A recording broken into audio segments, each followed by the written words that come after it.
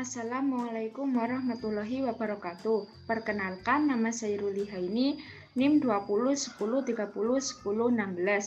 Di sini saya akan menjelaskan tentang materi praktikulum anatomi neuromuskuler.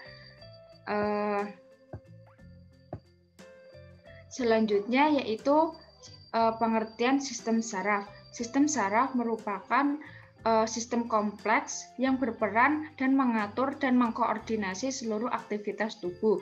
Sistem saraf pada manusia terdiri dari otak, sumsum tulang belakang, organ-organ sensorik seperti mata, telinga, dan organ lainnya.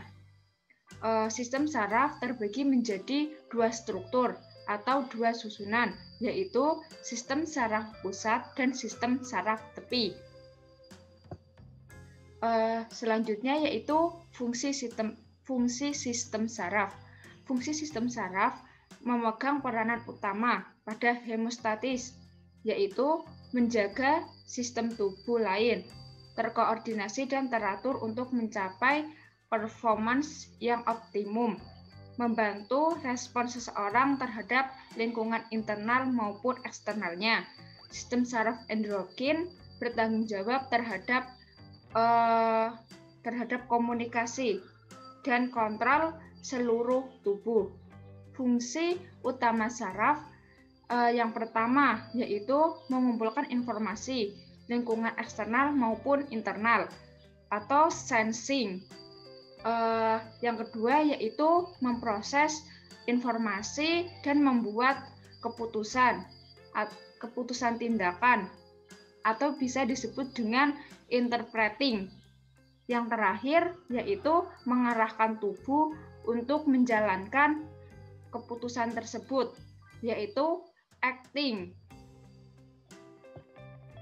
Selanjutnya yaitu struktur sistem saraf. Struktur sistem saraf terbentuk dari beberapa neuron atau sel saraf. Neuron tidak bisa dilihat tanpa mikroskop. Beberapa saraf bisa dilihat dengan mudah, tetapi kalau neuron tidak bisa. Yang saraf yang memanjang dari kaki sampai otak bisa sepanjang 2 meter bahkan lebih.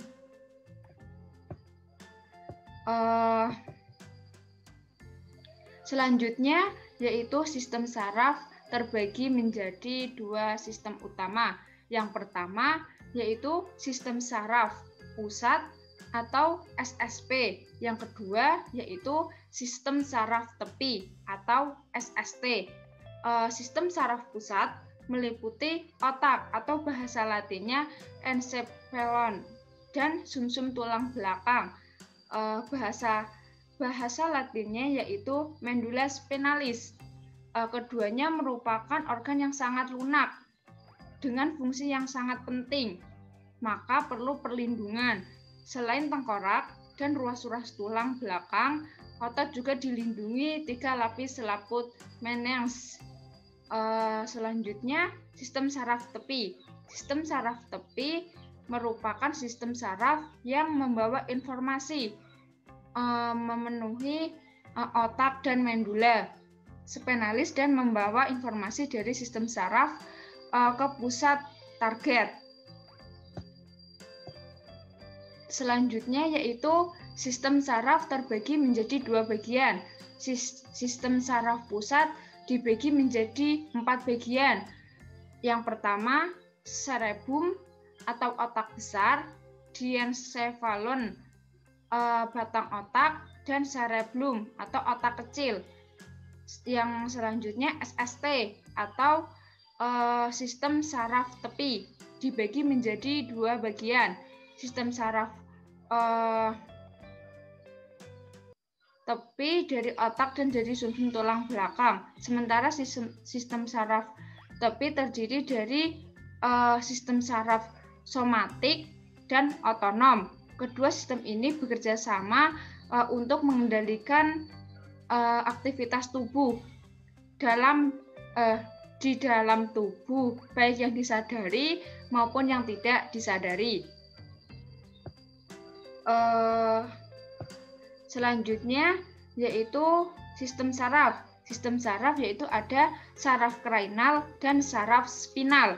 Saraf krainal sendiri merupakan bagian dari sistem saraf tepi, namun berlokasi di dekat sistem saraf pusat, yakni kranium atau tengkorak, sehingga seringkali mereka disalah klasifikasikan.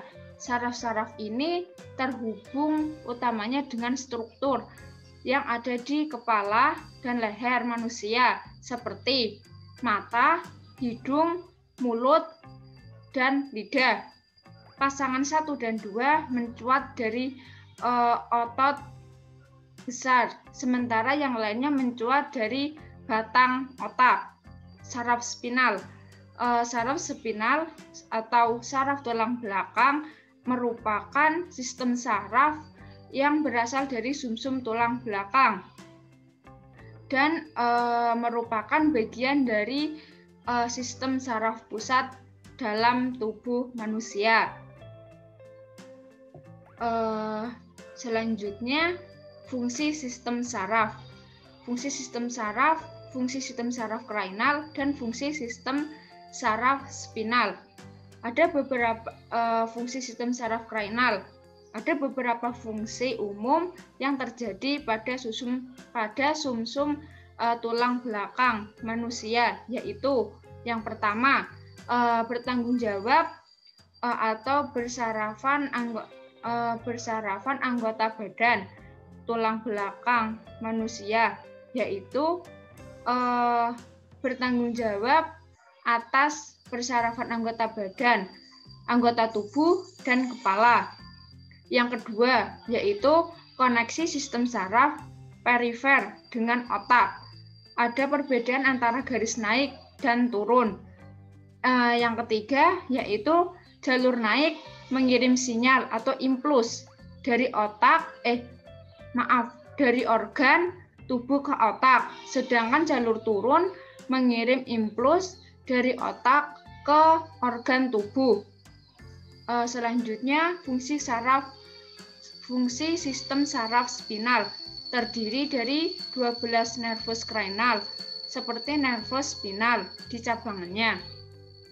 Fungsinya sebagai penghantar informasi berupa rangsangan atau impuls dengan adanya sel-sel saraf, baik organ maupun sistem gerak bisa sebagaimana mestinya.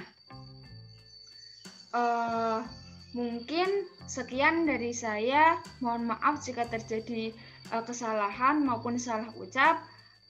Wassalamualaikum warahmatullahi wabarakatuh.